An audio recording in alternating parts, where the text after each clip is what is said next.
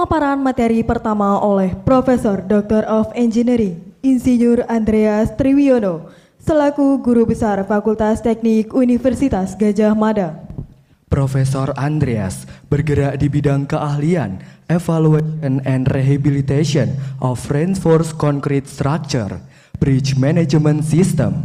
Beliau pernah menempuh pendidikan sarjana teknik sipil di Universitas Gadjah Mada dan pendidikan doktor di Universität Zenthochschule-Kassel, Germany. Berikut di layar kaca terdapat publikasi yang telah dilakukan oleh Bapak Profesor Andreas. Kepada Profesor Dr. of Engineering, Insinyur Andreas Triwiono, kami persilakan.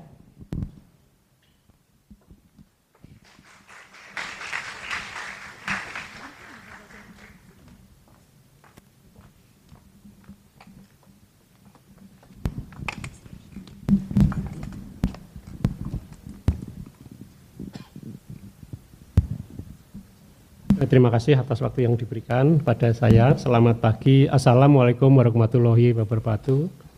Yang kami hormati Bapak Ketua Departemen Teknik Sipil dan Lingkungan dan Sekretaris Departemen, Pak Dandung, Pak Aditya, Bapak-Bapak dosen Teknik Sipil yang juga sekaligus sebagai Kaprodi, Sekprodi, kemudian Kalab dan lain sebagainya. Saya berbahagia sekali pada pagi hari ini karena diperkenankan untuk bersama-sama di acara simposium ini, di mana satu forum untuk kita sama-sama bisa menyampaikan hal-hal yang terbaru di bidang kita. Saya kira kita mulai saja karena saya hanya diberi waktu, diberi waktu panjang sekali, kira-kira 20 menit. Ada tanya jawab enggak ini Pak? Ada tanya jawabnya enggak?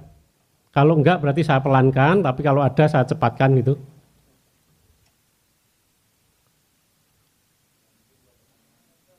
Ada, oke. Silahkan bisa disampaikan. Untuk topik yang saya sampaikan karena terkait dengan infrastruktur, yaitu analisis risiko sebagai langkah awal dalam penanganan jembatan. Ya, kita tahu bahwa jembatan salah satu dari infrastruktur yang perlu kita ketahui bersama bahwa infrastruktur terus saya kira bisa lanjut.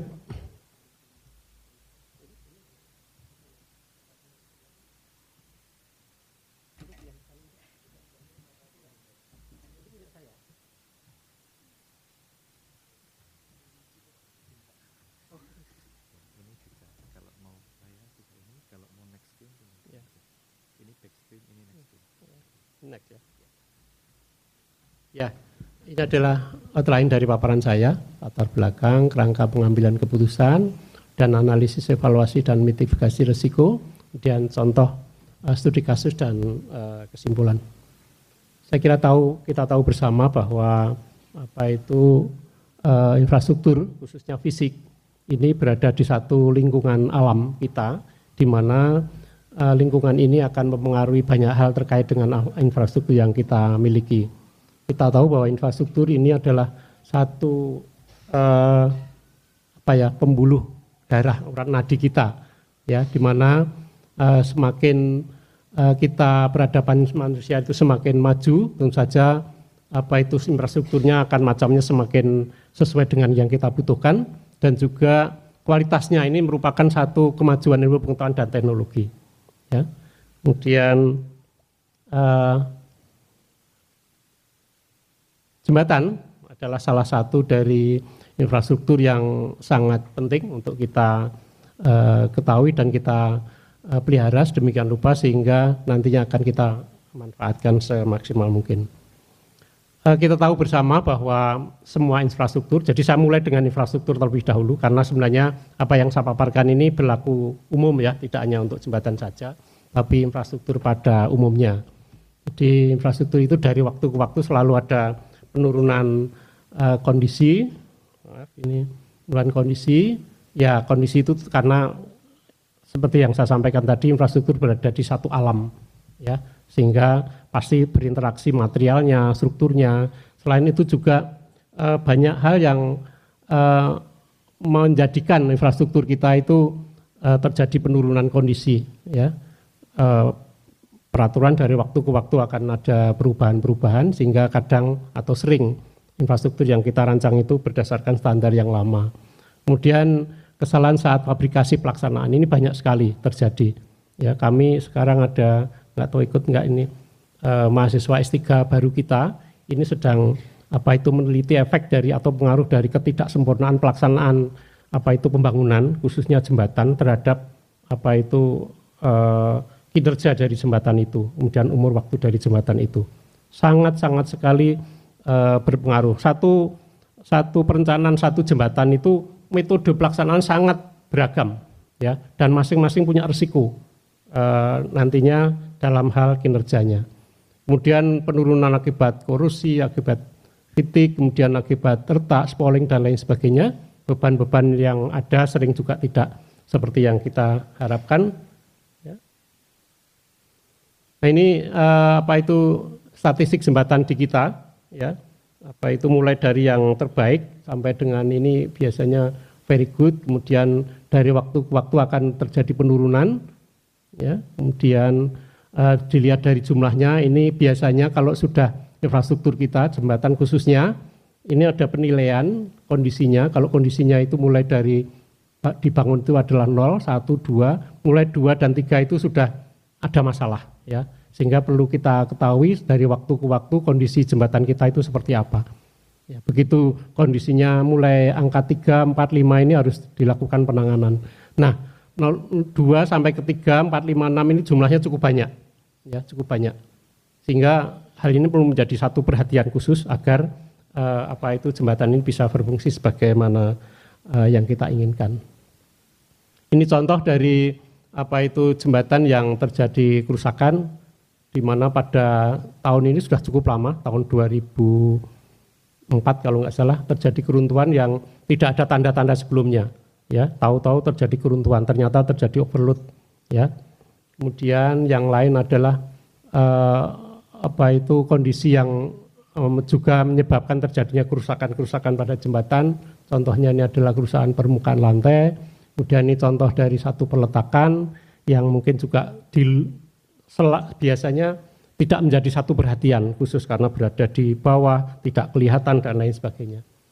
Kemudian kerusakan akibat gerusan sungai yang dari waktu ke waktu selalu ada peningkatan di sini, terutama di daerah-daerah di mana di situ mungkin tidak terpeliharanya daerah aliran sungainya. Contohnya juga di Jogja ini, ya, air sungai dari atas sana, misalnya dari Merapi sana, di mana di sana akan ada atau dibangun sabu-sabu gitu, ya, krip-krip yang menghambat turunnya butiran-butiran dari atas, sehingga di bawah butiran akan terangkut oleh banjir, oleh air, sehingga akan terjadi kerusakan yang ini akan membawa kerusakan-kerusakan pada infrastruktur kita, contohnya jembatan. Latar belakang lagi yaitu penanganan jembatan dalam rangka pertahanan kinerja jangka panjang ini dibutuhkan biaya yang besar. Sedangkan yang selama ini kita lakukan, ya, dalam penanganan jembatan, apa yang harus dilakukan ini masih terbatas pada yang didasarkan pada kondisi kerentanan dari jembatannya, ya, vulnerability, di mana dalam hal memutuskan apakah satu jembatan itu dilakukan penanganan atau tidak, penanganannya bagaimana, ini masih baru atau hanya dipertimbangkan atau pertimbangannya berdasarkan atas kerentanan jembatan ini. Sedangkan seharusnya pengambilan keputusan dalam penanganan jangka panjang ini didasarkan pada pertimbangan yang lebih rasional, tidak hanya didasarkan pada kondisi saat ini, namun juga memperhatikan faktor lain yang terkait dengan bencana, gempa bumi, kemudian angin, banjir, tanah longsor, dan juga maaf ini ada kekurangan yaitu kepentingannya, yaitu apakah satu jembatan itu berada pada lokasi di mana di situ cukup sibuk, cukup penting gitu, ataukah di daerah-daerah yang mungkin agak jarang dilalui orang. Nah, oleh karena itu kita perlu memperhatikan penanganan jembatan ini untuk memperhatikan banyak hal. Mungkin sebagai contoh saja, kalau kita sakit, saya itu punya tekanan darah tinggi. Biasanya umur seperti saya itu sudah banyak masalah kesehatan. Ya, kemudian oleh dokter diberi obat, Pak, ini harus setiap hari meminum obat ini. Ya, setelah itu baru saya sadar ternyata kebiasaan yang saya lakukan selama ini mungkin tidak mendukung kesehatan saya. Contohnya mungkin pola makan, pola istirahat, pola olahraga dan lain sebagainya. Dokter hanya menyarankan, hanya memberikan saran-saran ini obatnya untuk tekanan darah tinggi gitu ya. Demikian juga sama ya dalam hal penanganan infrastruktur saat ini atau khususnya jembatan ini. Sakitnya apa? Kondisi di lapangan ini, vulnerability-nya ini, kemudian ditangani begitu saja.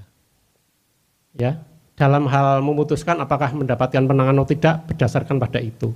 Nah, seharusnya banyak hal harus dipertimbangkan sebelum kita memutuskan satu infrastruktur itu harus ditangani seperti apa. Ya. Sehingga seharusnya dokter menanyakan ke saya terlebih dahulu, Pak, tidurnya jam berapa? Jam 1, jam 2 ya, itu jelas salah ya. Kemudian makannya apa? Makannya gorengan terus, ya itu juga mesti salah. Olahraga enggak pernah karena sibuk ngajar gitu ya.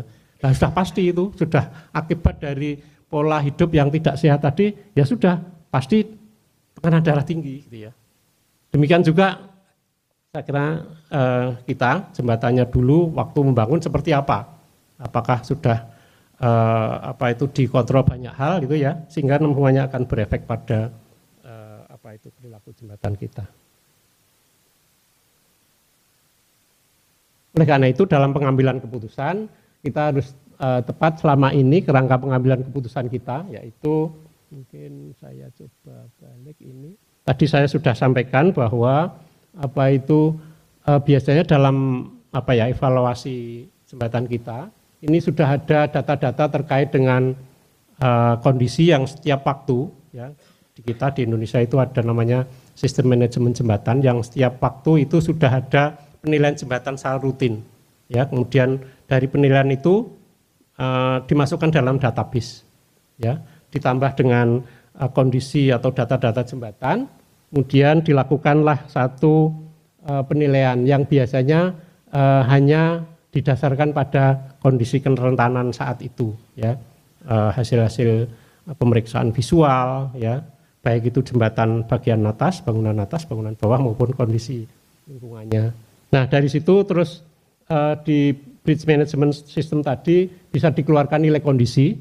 Dari nilai kondisi inilah langsung bisa ditetapkan jembatan itu harus diapakan, ya, apakah silahkan diteruskan penggunaannya ataukah mungkin ada perbaikan-perbaikan bagian-bagian dari atau komponen jembatannya ataukah dilakukan penggantian, ya. Kemudian setelah diputuskan misalnya satu keputusan harus diperbaiki, misalnya baru dilakukan analisis. Nah, dari analis detail ini kemudian ditangani. Penanganannya adalah mungkin tadi yang saya sampaikan tadi, misalnya perbaikan atau perkuatan. Nah, pada saat analisis ini kita gunakan standar-standar yang ada, yang terbaru, baik itu standar perencanaan maupun standar evaluasi. Sedangkan seharusnya, jadi ini tadi yang saya sebutkan, kalau saya periksa tadi ya sudah dikasih obat tekanan darah tinggi tadi. Nah, kalau kita baca lebih lanjut ya, atau seharusnya bagaimana, ini harus dilakukan satu identifikasi terlebih dahulu, tidak hanya kerentanannya saja, tapi juga di mana jembatan itu berada. Kapan bangunan itu dibangun, menggunakan apa standarnya pada saat jembatan itu dirancang, ya. Kemudian selain itu juga faktor kepentingan, ya tadi sudah saya sampaikan, sehingga nantinya dari data-data itu kita bisa melakukan analisis risiko. Secara garis besar, analisis risiko itu seperti yang saya tunjukkan di sini, yaitu risiko itu merupakan faktor yang didapatkan dari faktor bahaya, hazard, misalnya ada gempa, mungkin ada banjir, ada tanah longsor gitu ya, dan juga bahaya-bahaya yang lain. Kemudian vulnerability yang tadi sudah saya sampaikan, yang selama ini kita lebih dominan dalam memutuskan itu dipengaruhi oleh nilai kerentanannya. Dan yang ketiga adalah faktor kepentingannya tadi. Kemudian kita evaluasi hasil dari risiko ini, kemudian baru kita putuskan, ya jembatannya itu harus diapakan. Sehingga dalam memutuskan itu sudah memasukkan hal-hal yang terkait dengan bahaya ini dan juga terkait dengan faktor kepentingannya. Setelah itu, setelah kita putuskan, baru kita analisis lebih jauh lagi, lebih dalam lagi, sehingga nanti kita dapatkan penanganan yang tepat dalam hal ini. Kemudian, ya ini saya kira penekanan dari apa yang saya sampaikan tadi, ya, bedanya dengan yang sekarang berjalan, yaitu hanya didasarkan pada kerentanan saja dalam memutuskan bahwa satu infrastruktur atau satu jembatan itu harus diapakan. Nah, tadi sudah saya sebutkan sebenarnya apa itu. Jadi secara umum tingkat risiko satu jembatan itu dipengaruhi oleh hazard, kemudian kerentanan yang terdiri dari beberapa hal tadi, kemudian tingkat kepentingannya, pengaruhnya terhadap kepentingan sosial ekonomi masyarakat, apakah dilewati kalau jalan rel ya dilewati gerbong-gerbong yang di situ mungkin suplai energi misalnya ya, BBM yang sangat vital untuk daerah itu, berarti tingkat kepentingannya tinggi ya. Ataukah jalannya itu jalan utama yang tidak ada cabangnya lagi ya, tidak ada jalan alternatif, berarti itu juga utama ya. Sedangkan yang mungkin hanya dimuati barang yang secondary, pemakaian untuk secondary mungkin tidak sepenting yang saya sebutkan di atas tadi. Ini juga akan mempengaruhi keputusan yang harus kita lakukan. Nah, secara umum analisis tingkat risiko ini faktor-faktor dari tiga hal tadi ini bisa dijumlahkan, bisa juga dikalikan gitu ya, dengan memperhatikan faktor-faktor lain yang nantinya bisa digunakan untuk memutuskan tingkat risiko dari infrastruktur yang kita bangun. Kemudian baru kita lakukan salah satu metode misalnya HIRA, Hazard Identification Assessment, untuk menggunakan materi risiko itu untuk khususnya untuk meranking jika infrastruktur tadi dalam satu ruas misalnya jumlahnya banyak, sehingga kita ingin memilih mana yang kita jadikan prioritas terlebih dahulu. Kemudian dari dari pilihan mitigasi risiko tadi bisa dipecah menjadi beberapa nilai untuk bisa kita ambil keputusannya, yaitu apakah kita menghindari misalnya menutup atau memfungsikan infrastruktur jenis lainnya, kemudian mitigasi jadi melakukan misalnya perbaikan, perkuatan dan retrofitting ya. Kemudian ada transfer, memindahkan atau mengasuransikan infrastruktur tadi, kemudian atau memang tidak perlu diapa-apakan. Ya, dari nilai risiko tadi kita bisa memutuskan mana yang akan kita lakukan ya. Setelah itu baru dilakukan analisis struktur lebih detail. Ini ada kesalahan teknis karena kita di Fakultas Teknik ya, kesalahan teknis ya. Ya, dilakukan analisis struktur untuk mengerti performance dan kemampuan struktur dalam memikul beban. Kemudian persyaratan dalam kondisi layan dan persyaratan kondisi ultimate, saya kira ini ada di standar kita. Ya, persyaratan satu infrastruktur atau dalam hal ini adalah jembatan adalah antara lain lendutan, kemudian lebar retak kalau itu memang terbuat dari beton, kemudian vibrasi karena kita harus nyaman kalau kita memanfaatkan satu infrastruktur, ya, baik pada kondisi layan, kondisi di mana sehari-harinya melayani kita, dimanfaatkan masyarakat pada umumnya, dan kondisi ultimate, kondisi di mana bebannya itu terbesar, misalnya terjadi gempa, terjadi banjir, terjadi beban-beban yang ekstrim di situ, itu harus dalam kondisi aman. Ya, kemudian ada tambahan lagi yang sekarang adalah persyaratan-persyaratan yang berbasis kinerja. Jadi pada saat terjadi keruntuhannya seperti apa? Biasanya boleh runtuh tetapi penghuninya kita itu harus tetap selamat lah gitu ya. Ini yang perlu kita perhatikan dalam melakukan evaluasi ini. Nah, sekarang kita sudah sering mendengarkan structural health monitoring system ya. Jadi kita mungkin saat ini kalau secara tradisional ya, dengan alat-alat yang lama kita datang ke lapangan, melakukan pemeriksaan dengan alat-alat tertentu. Namun dari waktu ke waktu sekarang sudah dibantu oleh alat-alat yang sudah kita pasang, baik itu pada saat pembangunan maupun pada saat operasional ya. Nah, alat-alat ini sekarang fungsinya untuk apa? Yaitu mungkin kalau saya sampaikan di depan adalah dapat mendeteksi kerusakan dengan cara pengujian tidak rusak, maksudnya tidak merusak. Maksudnya adalah alat tadi bisa mengetahui kondisi strukturnya, baik komponennya maupun struktur keseluruhan. Kemudian hasil-hasilnya kita bisa rekam, bisa kita dapatkan tanpa merusak bangunannya. Ya.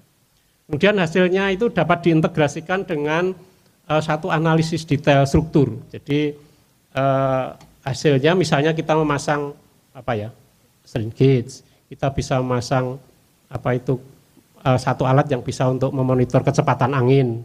Kita bisa memasang tingkat korupsi dari satu komponen tertentu gitu ya. Nah, dari hasil-hasil yang sudah kita dapatkan tadi ini kita bisa masukkan sebagai input satu analisis struktur sehingga nanti dari hasilnya itu bisa kita ketahui akibat dari terjadinya degradasi beberapa komponen tadi terjadi apa di struktur kita.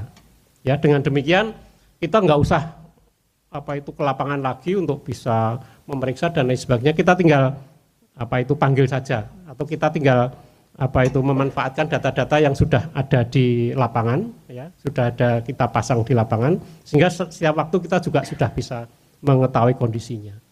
Secara garis besar adalah itu. Kemudian tentu saja mendeteksi ini kita bisa mempunyai langkah-langkah yang harus kita lakukan ya, yang tujuan akhirnya adalah tentu saja untuk memperpanjang umur jembatan karena penurunan kemampuan dan kerusakannya ini, sehingga hasil dari alat-alat yang kita dapatkan tadi bisa mengetahui kondisi saat ini dan juga bisa mengetahui kondisi-kondisi seandainya nanti terjadi satu beban-beban yang berlebih, misalnya terjadi gempa, terjadi banjir, dan lain sebagainya. Nah, ini satu contoh studi kasus yang saat ini sedang kami jalankan, sehingga hasilnya mungkin belum bisa saya sampaikan secara keseluruhan gitu ya, karena nanti kalau secara keseluruhan nanti bisa menimbulkan kegaduhan ya, karena ini jembatannya juga tidak saya sampaikan di mana gitu ya. Ini jembatan kereta api yang sedang kita lakukan analisis risikonya dan juga nanti akan kita lakukan penanganannya di satu daerah ya. Kemudian di daerah tadi mempunyai gempa yang bervariasi, berbagai jenis dan kondisi jembatan, jalur yang berbeda-beda, dan akan dilakukan satu penilaian dan juga perankingan dalam rangka pengambilan satu keputusan. Nah, ini daerahnya aja saya sampaikan. Daerahnya di Sumatera Selatan, ada banyak jembatan di sana, ya, ada banyak sana, ada satu jalur utama, tapi juga ada jalur yang alternatif, ya, alternatif. Saat ini sudah di sudah di database-nya itu sudah diketahui jembatan ini penanganannya apa, gitu ya, yang mana ini penanganannya apa. Tetapi masih didasarkan pada kerentanan tadi yang saya sampaikan di depan. Ya. Nah, kami mencoba mengusulkan agar dalam penilaian sebenarnya jangka panjang ini didasarkan pada beberapa hal yang tadi sudah saya paparkan ya. Ini prioritas yang saat ini sedang kita juga jadikan pertimbangan. Yang terkait dengan gempa, kita punya peta gempa ya, peta gempa kalau nggak salah tahun 2017 ya, yang terakhir mungkin Prof Faisal tahu. Kemudian dari masing-masing daerah tadi kita bisa tahu indeks bahayanya ya, ada bahaya rendah, ada bahaya sedang, ada bahaya tinggi ya. Dari bahaya-bahaya tadi kita bisa memberikan satu angka relatif ya, angka relatif dari masing-masing daerahnya, yaitu ada tingkat bahayanya tinggi, kemudian tingkat bahayanya cukup tinggi, tingkat bahaya sedang maupun rendah. Nah ini yang saya sebutkan tadi nilai H tadi, ya nilai H tadi. Kalau di peta angkanya adalah ini 1, 2, 3, 4, tetapi kita memberikan satu penilaian yang nanti akan bisa kita gunakan untuk membandingkan satu dengan yang lain. Kemudian yang lain adalah ini setelah kita pertimbangkan, jadi hazard itu juga terkait dengan kapan bangunan itu kita rencanakan dan kita bangun. Kalau bangunannya itu yang kita bangun itu sudah cukup lama, ya tahun 70-an, 80, di mana pada saat itu mungkin peraturan-peraturan gempa itu masih simpel, ya, bebannya juga masih rendah dibandingkan sekarang. Sehingga ini ada satu faktor tambahan yang perlu kita masukkan untuk memasukkan hazard gempa tadi. Ya, sehingga kami memberikan satu angka-angka koefisien-koefisien yang kita masukkan untuk memperhatikan kapan jembatan itu dibangun. Ya. Semakin dekat dengan sekarang, semakin dekat dengan SNI atau standar yang kita gunakan sekarang, tentu saja sudah semakin dekat memperhatikan ya, memasukkan beban-beban gempa yang didasarkan pada penelitian-penelitian terakhir yang saat ini. Sehingga nilainya mungkin cenderung akan menjadi lebih rendah ini ya. Sedangkan yang semakin tinggi semakin bahaya ya. Semakin besar adalah semakin berisiko kalau jembatan kita itu mengalami atau menerima beban gempa. Dan yang lain adalah tadi disebutkan kerentanan. Nah, saat ini baru ini yang biasanya digunakan sebagai dasar utama dalam penilaian satu jembatan. Jadi dasarnya kalau secara manual adalah ke lapangan memeriksa, kemudian ada beberapa form yang harus kita isikan didasarkan pada hasil pengamatan biasanya visual. Ya. Nah, ini juga nanti di akhir dari hasil pemeriksaan itu nanti kita bisa mendapatkan satu kesimpulan jembatan itu masuk kategori yang rusak berat atau rusak cukup berat, rusak sedang atau rusak ringan atau rendah di sini ya. Nilainya juga levelnya semakin tinggi adalah 4, 3, 2, 1. Tapi kita coba untuk mendapatkan satu nilai maksimum 1, kita berikan angka yang skalanya sama, yaitu 1, 0,75, 0,5, dan 0,25. Nah, di sini tadi yang saya sampaikan dengan SHSMS tadi, ini bisa dibantu dengan satu alat-alat sehingga kita bisa mengetahui kondisi yang ada di lapangan. Kemudian faktor kepentingan, ya, faktor kepentingan yang tadi sudah saya sebutkan. Di sini menyangkut jenis kereta api yang dapat terdampak pada akibat bencana di satu wilayah. Jadi ini bisa diterapkan jembatan kereta api, jembatan jalan raya dan lain sebagainya. Ya. Kemudian perjalanan ke jalur alternatif atau tidak, ya. Kemudian tingkat kepentingan operasionalnya, apakah membawa atau dilewati gerbong-gerbong yang sangat vital yang tadi untuk kepentingan umum maupun yang tidak tadi. Sehingga kita juga berikan nilai untuk masing-masing faktor ini, yaitu angka-angka faktor ini sudah ada di acuan juga yang bisa kita masukkan agar nantinya bisa dimasukkan dengan baik. Ya, ini maaf, ini sekali lagi saya belum menyampaikan kesimpulan karena sedang berjalan, ya, sedang berjalan. Nanti mungkin dalam beberapa hari mungkin kami tidak laporkan pada forum ini, tapi pada yang memberi tugas pada kami. Ya.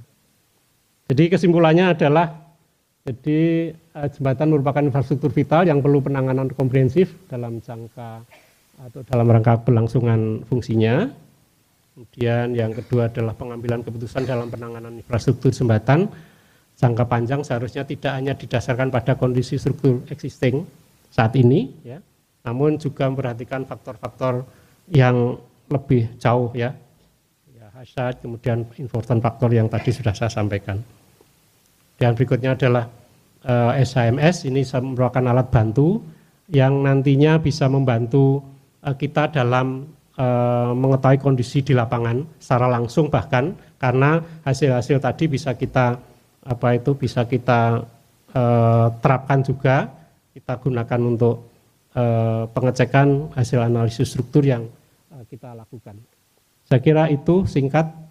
Kalau nanti ada tanya jawab bisa kita lakukan bersama. Waktu saya kembalikan pada pembawa acara.